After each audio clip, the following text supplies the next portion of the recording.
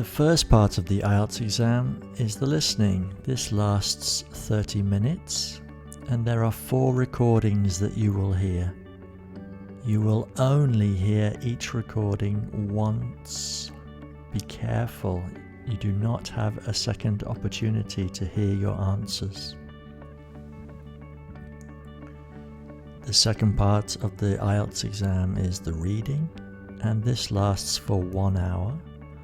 There are 40 questions based on 3 long articles. Be quick, because lots of students have problems finishing the reading test because there is so much to read and so many questions to answer. The next part of the test is the writing. This also lasts for 60 minutes.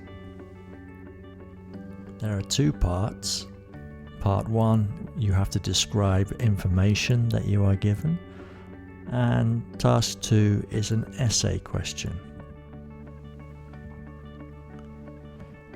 Task 1, you will describe a graph, a chart, a picture, a system, some information that is given to you. You have to do this in formal academic language and a minimum of 150 words and a maximum of around 180 words. You should do this in about 20 minutes because you need the rest of your hour to complete task 2. This is a traditional essay question. There are more marks for this part of the exam than in task 1. You have to write more words, a minimum of 220, a maximum of around 250, 260. And you need a full 40 minutes to complete this task, so don't hang around with task 1. The final part of the IELTS exam is the speaking. This lasts about 15 minutes maximum. There are 3 different parts: the interview, the long turn, and the discussion with the examiner.